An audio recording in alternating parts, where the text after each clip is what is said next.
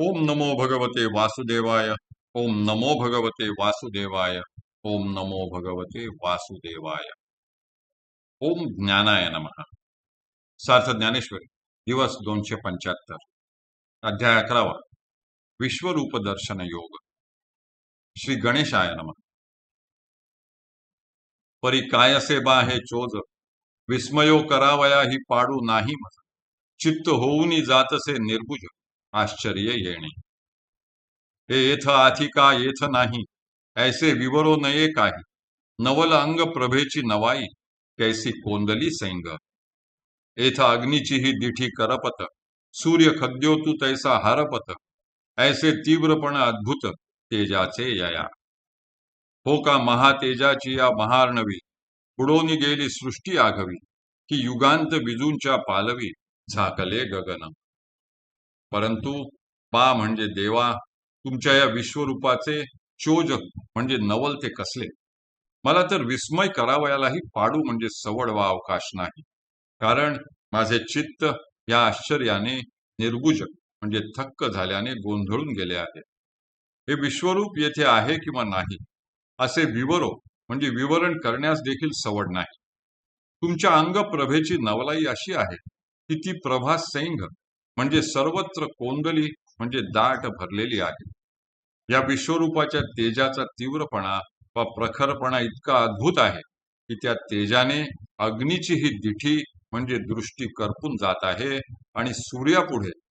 खद्योत म्हणजे काजव्याचे तेज जसे हरपून जाते त्याप्रमाणे त्या तेजापुढे सूर्य काजव्यासारखा भासत आहे हो का म्हणजे जणू काही या महातेजाच्या महार्णवी म्हणजे महासागरात ही आघवी सृष्टी बुडून गेल्यासारखी वाटते आहे किंवा युगाच्या अंतकाळाच्या विजांच्या पालवी म्हणजे पदराने संपूर्ण गगन झाकल्यासारखे वाटत आहे ना तरी संहार तेजाची या ज्वाळा तोडोनी माचू बांधला अंतराळा आता दिव्य ज्ञानाची या डोळा पाहवेना उजाळू अधिकाधिक बहु असू धडाडीत आहे अति दाहसू पडत दिव्य चक्षुसही त्रासू न्याहाळिता हो का जे प्रळयीचा भडाडू होता काळाग्नी रुद्राची या ठाई गुढू तो तृतीय नयनाचा मढू फुटला जैसा तैसे पसरलेनी प्रकाशे सैंघ पाचवनिया ज्वाळाचे वळसे पडता ब्रह्मकटाह कोळीसे होत आहाती ऐसा अद्भुत तेजोराशी जन्मा नवलम्या देखील आसी नाही व्याप्ती आणि कातिसी पारुजी तुझी आहे नाहीतर संहार म्हणजे प्रलय काळच्या तेजाच्या ज्वाळा तोडून त्यांचा अंतराळामध्ये माचू म्हणजे मांडव घातल्यासारखे वाटत आहे आता हे विश्वरूप दिव्य ज्ञानदृष्टीच्या डोळ्यांनीही पाहावेनासे झाले आहे त्या तेजाचा अधिकाधिक उजाळा बहुवसू धडाडीत म्हणजे पुष्कळ प्रखर झाल्यामुळे शरीराचा भयंकर दाह होत असल्यामुळे विश्वरूप न्याहाळताना दिव्य चक्षूंनाही त्रास होत आहे हो का म्हणजे जणू काही महाप्रलय काळचा भडाडलेला भयंकर अग्नी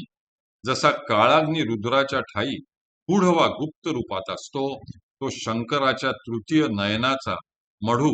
म्हणजे कळी फुटल्याप्रमाणे सर्वत्र पसरल्यासारखे वाटत आहे त्याप्रमाणे पसरलेल्या त्या प्रकाशामुळे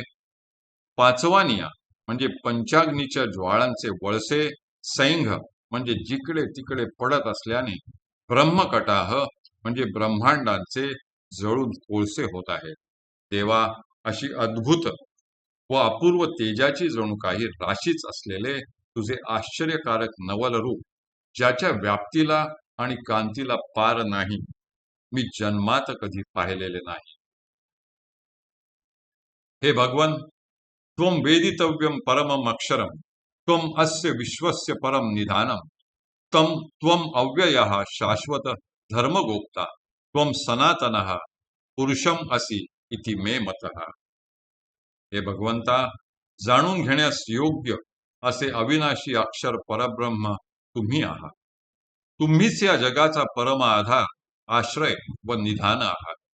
तुम्हीच अनादी शाश्वत सनातन धर्माचे रक्षक आहात आणि तुम्हीच अविनाशी सनातन आदिपुरुष आहात असे माझे स्पष्ट मत आहे. देवा तू अक्षर अवटाविये मात्रेसी पर, श्रुती जयाचे घर दिवसीत आहाती. जे आकाराचे आयतन, जे विश्व निक्षेप निक्षेपैक निधान, ते अव्यय तू गहन अविनाशजी.